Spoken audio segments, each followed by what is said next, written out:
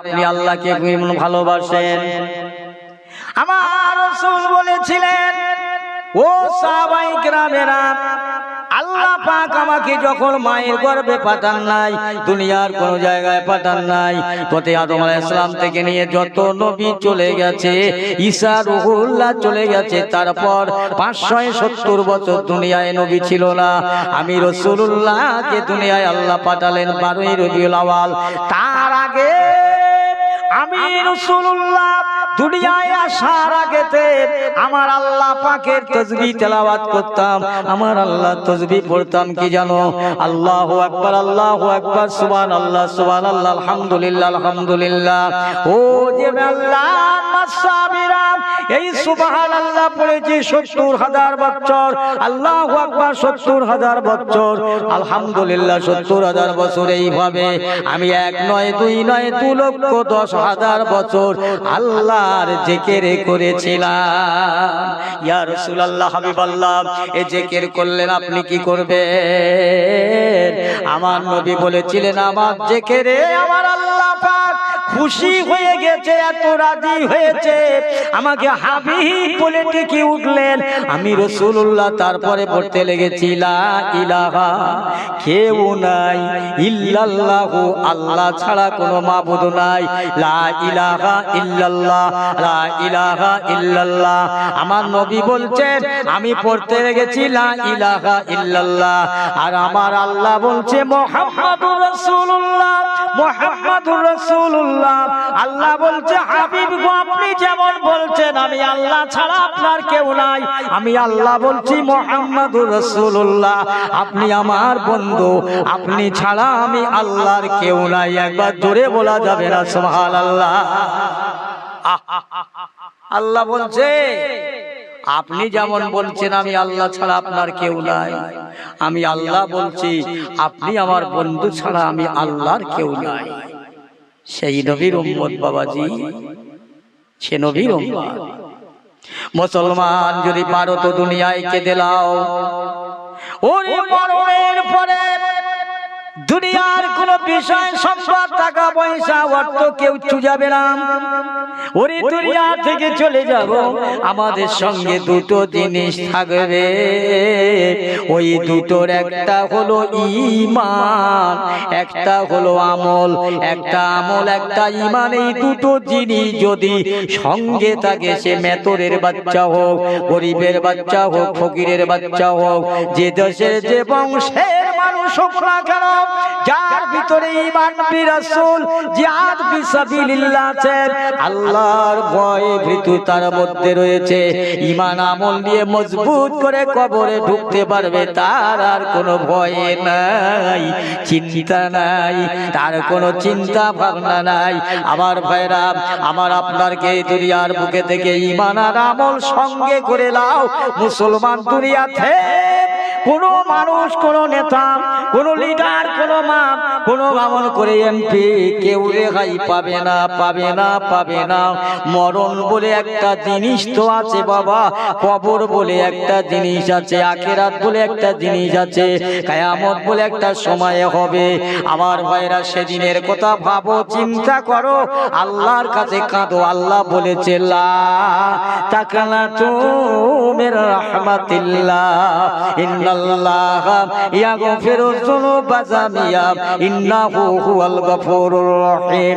বান্দা, যদি আল্লাহ বলছে দুনিয়ার বুকে গুনাহ করেছিস বান্দা, দরিয়া সমান, সমুদ্র সমান, পাহাড় সমান, কিংবা আসমান সমান গুনাহ করেছিস, এই বান্দা আসমান সমান গুনাহ নিয়ে আমি আল্লাহর দরবারে দুটো হাত পেতে গুনার বোঝা মাথায় করে জাহান্নামের কথা মনে করে অনুতপ্ত হয়ে পরকালকে মনে করে যদি কাঁদতে পারি, তোদের দু চোখের কোণা দিয়ে দু ফোঁটা পানি যদি আসে রে বান্দা, পানি যদি না আসে, কান্নার মতো বাহানা অভিনয় করবি, ছলনা করবি, আমি আল্লাহ পাক তোর আসমান পরিমাণ গুনাহ দেখবো না, দেখবো তোর দু ফোঁটা চোখের পানি। ওই পানির বিনিময় আমি আল্লাহ তোর আসমান পরিমাণ গুনাহকে আমি গফুর রহিম মাফ করে দেব। জোরে বলুন। আহা, এর থেকে বড় মালিক আর কে আছে? কার কাছে চাবে? অভাবে পড়েছেন, কষ্টে পড়েছেন, একটা জুতোর ফিতে যদি ছিঁড়ে যায় তাও আল্লাহর কাছে চাইতে হবে। চালাকি বিদ্যে নাকি? কোথায় যাবে? আল্লাহ ছাড়া কেউ নাই, কেউ থাকবে না। এই প্রসঙ্গে কোথায় কথা বেড়ে যায়, আল্লাহ নবী সাল্লাল্লাহু আলাইহি ওয়াসাল্লাম তার বেটি ফাতেমার বাড়িতে যাচ্ছেন। হযরত আবু যার গফফারি রাদিয়াল্লাহু তাআলা আনহু বললেন, ইয়া রাসূলুল্লাহ, হাবিবাল্লাহ, আপনি বড় আনমনা হয়ে চঞ্চলতা হয়ে কোথায় যাবেন? ও আবু যার গফফারি, আমি আমার ফাতেমার ঘরে যাচ্ছি। ইয়া রাসূলুল্লাহ, হাবিবাল্লাহ, আপনি যদি অনুমতি দেন, হুকুম দেন, আমি আপনার বেটি ফাতেমার জন্য এক খণ্ড জমিন কিনে আপনার ঘরের পাশে ঘর করে দিতাম। আপনাকে যেতে কষ্ট হতো না, ফাতেমাকে আসতে কষ্ট হতো না। আল্লাহ নবীর বেটির জন্য ঘর বেঁধে দিলেন। ওরে আল্লাহ নবীর ঘরে বেটি আসে, ফাতেমা আসে। আল্লাহ নবী ফাতেমার দুটো হাত ধরে নিজের জায়গায় বসিয়ে দিয়ে ভালো মন্দ খবর নেয়। সাহাবারা চিন্তা, এই কি করে হয়, এ কি করে হয়? পীরের দরবারে দাঁড়াবে মুরিদ, বাপের সামনে দাঁড়াবে বেটা, শিক্ষকের সামনে দাঁড়াবে, ওস্তাদের সামনে দাঁড়াবে ছাত্র। কিন্তু আমরা দেখি আল্লাহ রাসূল নিজের জায়গায় তার বেটিকে বসায়। আল্লাহ নবী শুনতে পেয়ে বলেছিলেন, সাহাবীরা শোনো শোনো শোনো, আমি রাসূলুল্লাহ আমার ফাতেমাকে খাতিরি করি না। ওরে আল্লাহ পাক বড় পছন্দ করে, আল্লাহ পাক বড় ভালোবেসে আমার বেটি ফাতেমাকে আল্লাহ জান্নাতের রানী করেছে, আলির জান্নাত করেছে। আমি রাসূলুল্লাহ আমার জান্নাতের রানীকে সম্মান করেছি। একবার জোরে বলা যাবে না? জান্নাতের রানীকে সম্মান করেছি, অন্য কারো নয়। সেই ফাতেমা রাসূল সাল্লাল্লাহু আলাইহি ওয়াসাল্লাম বললেন, মা দুনিয়াতে আমল করো মা, আমল ছাড়া কোনো পথ নেই, আমল করো। চিন্তা করে রাসূলের বেটি বলে রেহাই পাবে না, আলীর বিবি বলে রেহাই পাবে না, ইমাম হাসান হুসাইনের মা বলে পরিত্রাণ পাবে না। এ কোন ফাতেমা? এ সেই ফাতেমা যে ফাতেমার ঘরে একদিন জাঁতা পাক দিয়ে জব মাড়াই করে আটা তৈরি করছে হযরত আলীর ক্ষুধা নিবারণের জন্য, আর আটা রুটি তৈরি করবে। কিন্তু এইদিকে ইমাম হাসান কান্নাকাটি করছে, ইমাম হোসাইনও কান্নাকাটি করে। সংসার চালাতে হবে, রুটি তৈরি করতে হবে। এক পায়ে দড়ি বেঁধে ফাতেমা দোলনাটা দোলা দেয়, ইমাম হোসাইনকে কোলে নিয়ে এক হাতে কোলে দুধ পান করায়, এক হাত দিয়ে জাঁতা পাক দেয়। হযরতে মা ফাতেমা এত ক্লান্ত, এত কষ্টের মধ্যে আল্লাহর কোরআন শরীফ পাক তেলাওয়াত করছেন। হযরত আলী রাদিয়াল্লাহু তাআলা কাছাকাছি গিয়ে ফাতেমাকে সালাম দেবে, কিন্তু কোরআন পাকের আওয়াজ আসছে। ওই সময় হযরত আলী চুপ দাঁড়িয়ে রইলেন, কোরআন তেলাওয়াত বন্ধ হয়ে গেল। ফাতেমা গুছুচ্ছে, ও ফাতেমা, আমি আলী বলছে, এই সময় তোমার কি কোরআন তেলাওয়াত করবার সময়? ওগো আমার প্রাণ প্রিয় স্বামী গো, আল্লাহ পাক কাল কিয়ামতের ময়দানে যদি আমাকে প্রশ্ন করে, এ ফাতেমা, তোমাকে জান্নাতের রানী করেছিলাম, রাসূলুল্লাহর বেটি করেছিলাম, আর তুমি সেদিন তোমার বেটাকে থামাবার জন্য তুমি দুধ পান করেছিলে, তুমি দোলনায় দড়ি পায়ে দোলায় বেঁধে দোলনা দিচ্ছিলে, ইমাম হোসাইনকে থামাচ্ছিলে, আবার স্বামীর জন্য রুটি বানাবার জন্য আটা করছিলে। কই আমি আল্লাহর সাথে তোমার কি সম্পর্ক ছিল? ও আমার স্বামী, এই প্রশ্ন যদি আল্লাহ করে আমি ফাতেমার জবাব দিতে পারবো না।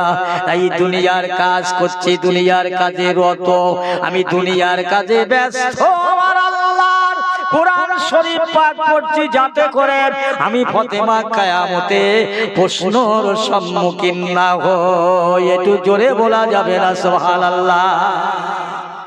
এই সেই ফাতেমা যার ইবাদতে কম ছিল না, এতাতে কম ছিল না, যার আমলে কম ছিল না। আমার রাসূল বলে, ফাতেমা আমল ছাড়া কোনো রেহাই পাওয়া যাবে না। আমলে পাল্লা ভারী করো, ঈমানটাকে মজবুত করো। আল্লাহ রাসূল বলছে তার বেটিকে আমল ছাড়া রেহাই পাবে না। কোথায় আছে এই ফাতেমা? সেই ফাতেমা এক নয়। কোথায় আছে ফাতেমা? এক তারিখে সকাল হয়ে গেছে, হযরত আলী রাদিয়াল্লাহু তাআলা নামাজ পড়ে মসজিদে থেকে বাড়ি ফিরলেন। একজন গরীব সাহাবী সে আসছে আল্লাহর নবীর সাহাবী হযরত আলীর দরবারে, এসে বলছো ভাই আলী এসেছি বড় আশা করে দায়ে পড়ে। আল্লাহর নবীর সাহাবী আপনি, জানি আমার বাড়িতে কাল রাত থেকে রান্না হয় না, জানি আপনার কাছে কিছু থাকলে দেবেন, তাই এসেছি, আমাকে কিছু দিন, আমাকে কিছু দিন। রাতেও খাওয়া হয়নি, দিনেও খাওয়া নাই, রোজা রেখেছে। আলী ফাতেমা রোজা আছে, খাওয়া নেই। তারপরে একটা সাইল এসে আল্লাহ রাসূলের দিকে সাহাবীর দরবারে দাঁড়ালেন, ও ভাই আলী দিরি আমাকে ফেরত দেবেন না। হযরত আলী ঘরের ভিতরে গিয়ে ফাতেমাকে বলছে, ফাতেমা একটা পরামর্শ দাও, আজ তোমার আব্বা জানের একজন গরীব সাহাবী সে আমার দ্বারে এসেছে, সে বলে আমার খাওয়া হয় না, কিছু দেন। আল্লাহ নবীর বেটি ফাতেমা কি করলেন, একটা নেকড়ার পুঁটলি বাঁধা দিয়ে, যাও যাও হুজুর এইটা নিয়ে আমার আব্বা জানের গরীব সাহাবীকে দিয়ে দেন। এই চানেওয়ালাকে মাংনেওয়ালাকে, এটা কি? ইয়া প্রিয় স্বামী, এটা হলো আমার আম্মা জানের দেওয়া উপঢৌকন। আমার মা খাদিজা আমাকে সোনার হার দিয়েছিলেন। আজ আমার ঘরে আমার আব্বা জানের গরীব সাহাবী এসে ফিরে যাবে, আমি ফাতেমা এটা চাই না, চাই না। দিন দিন ওর হাতে তুলে দিয়ে চলে যাক। ভাইরে চলে গেল, আবার কিছুক্ষণ পরে আবার একটা মেহমান এসে আবার কাঁদতে রয়েছে, ভাই আলী এসেছি বড় দায়ে পড়ে, আমাকে কিছু দিন। এই তো মাত্র দিলাম, আবার কি দেব? আবার ফাতেমার ঘরে গিয়ে বলছেন, ও হযরত আলীর পা, ও ইমাম হাসান হুসাইনের আম্মা জান, আবার একজন এসেছে তোমার আব্বা জানের গরীব সাহাবী, সে বড় দায়ে পড়ে, কি করব? আর তো কিছুই নাই, আর তো কিছুই নাই, কে দেব? হযরত মা ফাতেমা বলে, হুজুর এই নেন আমার ইমাম হাসান হুসাইনকে সাজিয়ে গুছিয়ে দিচ্ছি। মদিনার ওই সীমান্তে একটা ইহুদি আছে, বড় লোক, ধনী লোক, তার বাড়িতে আবার হাসান হুসাইনকে জিম্মা রেখে 100 টাকা এনে ওই চানেওয়ালাকে দিয়ে দিন, খুশি করেন। তারপরে নিশ্চয়ই আমার আল্লাহ চাইলে একটা ব্যবস্থা করে দেবেন। হযরত আলী রাদিয়াল্লাহু তাআলা আনহু ইমাম হাসান হুসাইনকে সেজিয়ে কাঁধে করে নিয়ে মদিনার সীমান্তে ইহুদির কাছে গেলে, ভাই নাও আমার হাসান হুসাইনকে রেখে 100 টাকা দিন, খুব দরকার পড়েছে। ইহুদি বলছে, আলী আমি টাকা দেব, তবে একটা শর্ত, তোমার হাসান হুসাইনকে ফিরত যদি নিতে চাও বেলা ডোবার আগে আসবে, বেলা ডুবে গেলে আর কিন্তু দেয়া হবে না, আমি গোলাম বানিয়ে দেব। হযরত আলী ডুগরে ডুগরে কাঁদতে কাঁদতে এসে এই মেহমানকে 100 টাকা দিয়ে আর দাঁড়িয়ে আছেন। হযরত আলী চিন্তা করছে, ঘোর হয়ে কোথায় যাব? হাত ছাড়া আমার দুটো বেটা ইমাম হাসান হুসাইন, যারা আল্লাহর নবীর বড় ভালোবাসে, আল্লাহর নবী বড় ভালোবাসে, আজ আমার দুটো বেটাকে ইহুদির কাছে বন্ধক রেখেছি। সে বলে দিয়েছে বেলা ডোবার আগে যেতে হবে। কোথায় যাব আল্লাহ, কি করব?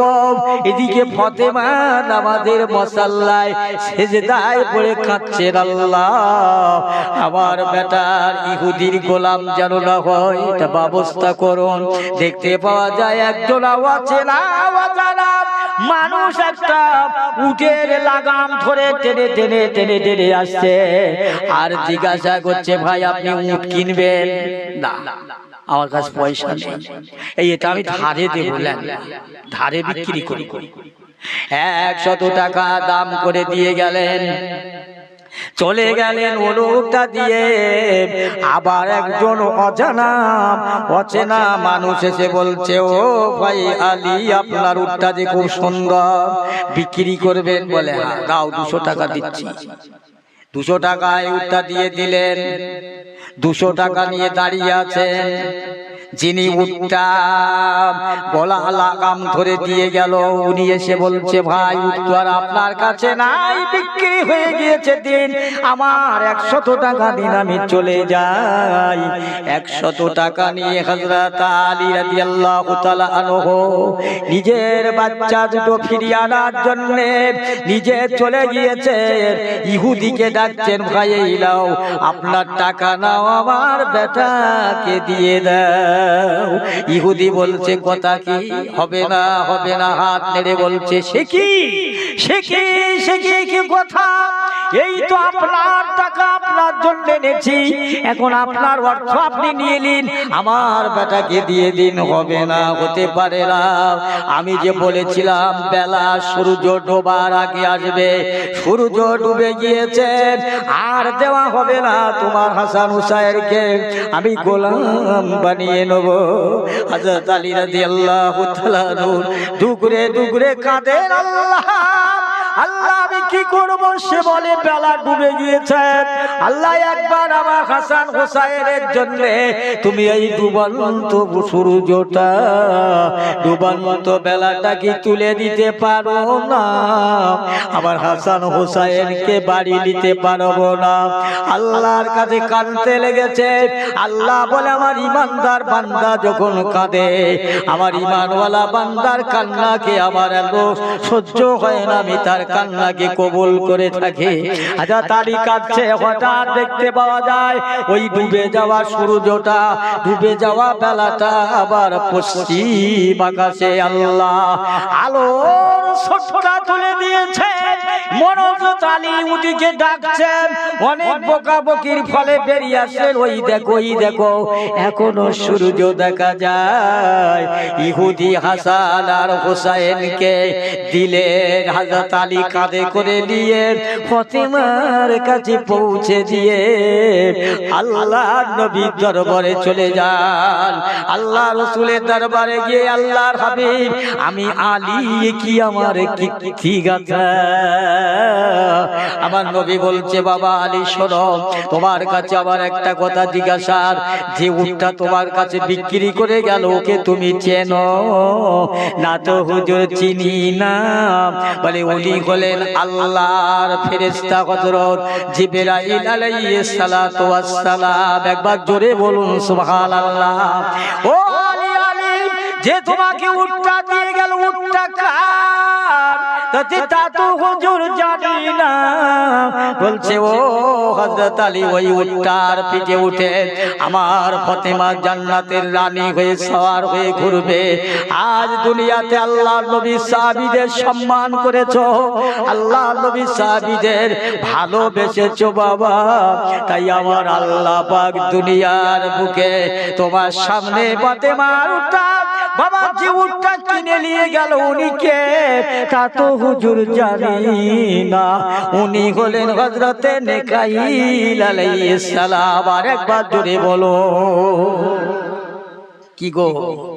সেই ফাতেমা, সেই ফাতেমা যার ইবাদতে কম নাই, এতাতে কম নাই। সেই ফাতেমার জিন্দেগিতে দুনিয়া থেকে বিদায় হয়ে যাবে, দুনিয়া থেকে চলে যাওয়ার সমস্ত সম্ভাবনা উজ্জ্বল হয়ে উঠেছে। সকালবেলা উঠে ফাতেমা শুধু কাঁদছেন। হযরত আলী নামাজ পড়েছে, বলছে, ফাতেমা তো কাঁদো কেন, কিসের জন্য? ফাতেমা কথা বলছে না, শুধু কেঁদেই যায়। ইমাম হাসান হুসাইনের আম্মাজান কাঁদছেন, কেন, কি হয়েছে? ও বাবা হাসান ও হুসাইন, আমার স্বামী শোনেন, শোনেন, আজকে রাতের বেলা আবার আমার আল্লাহ রাসূল আব্বাজান আমাকে ডাকছে, ফতেমা দেরি করো না, দেরি করো না, কি যেন খোঁজাখুঁজি করছে। হুজুর আমার দুনিয়া থেকে চলে যাবার সকল সম্ভাবনা উজ্জ্বল হয়ে উঠেছে। বাবা হাসান হুসাইন, আমার গোসলের পানিটা রেডি করো, প্রস্তুত করো। দুনিয়ার কোন গোসলদাতাকে ডাকতে লাগবে না, কোন গোসলদাতাকে ডাকা হবে না। আমি ফতেমা নিজের গোসল নিজেই করে নেব হুজুর। আর আমার কাপড়ের কাপড় প্রস্তুত করো, রেডি করো। দুনিয়ার কোন মানুষের আমার কাপড় পরাবার লাগবে না, আমি ফতেমা নিজের কাপড় নিজেই পরে নেব আর আমার নিজের গোসল করে নেব হুজুর। আর একটা কথা, আমি ফতেমার লাশটা যেন দিনের বেলায় দাপন করবে না, বেশি লোকজনকে খবর দেবে না। ওরে বাবা, একটা রেওয়াজ হয়ে গেছে, একটা মানুষ যদি আড়াই বেকি মরে যায়, চারদিক থেকে লোক আসে, দেখা যায় যদি 50টা বেটা ছেলে আসে, 150 মেয়ে ছেলে, মোটর ভ্যান ভর্তি করে জীবনে যে কাপড় পরেনি সেই কাপড় সেদিন বার করে পরবে। ওগা বাড়ি শোক তাপের বাড়ি, শোকের মিছিল চলছে, ইনি সেজে গুজে দেখাচ্ছে, পায়ে মল দিয়ে ঝুমঝুম করে বাজাতে বাজাতে কথা বলছে। নারায়ে তাকবীর, নারায়ে তাকবীর, নারায়ে তাকবীর। হে জিবুল্লাহ, হে জিবুল্লাহ, নারায়ে তাকবীর। সিলসিলায়ে ফুরফুরা শরীফ, এই উঠে দাঁড়ান, সিলসিলায়ে ফুরফুরা শরীফ, নারায়ে তাকবীর। জনাব পীর সাহেব হুজুর কিবলা, জনাব পীর সাহেব হুজুর কিবলা, নারায়ে তাকবীর, নারায়ে তাকবীর। হুজুর আসছেন, হুজুর আসছে, আপনারা কেউ এদিক ওদিকে থাকবেন না। আমাদের মাথার মনি ফুরফুরা শরীফ থেকে দরবার শরীফে বড় কষ্ট করে এসেছেন, তিনি আমাদের মাঝে ওয়াজ নসিহত করবেন। মাশাআল্লাহ, কেউ আর এদিক ওদিকে থাকবেন না, সবাই ছুটে ছুটে দৌড়ে দৌড়ে চলে আসেন। আমার হুজুর এসে গিয়েছেন, আপনারা আর এদিক ওদিকে থাকবে না। দরুদ শরীফ আল্লাহুম্মা। ওয়ালাইকুম আসসালাম। ভালো আছেন? জান কেমন আছে? ঠিক আছে, আলহামদুলিল্লাহ, আপনাদের দোয়ায় ভালো আছি। আপনি দোয়া করেন।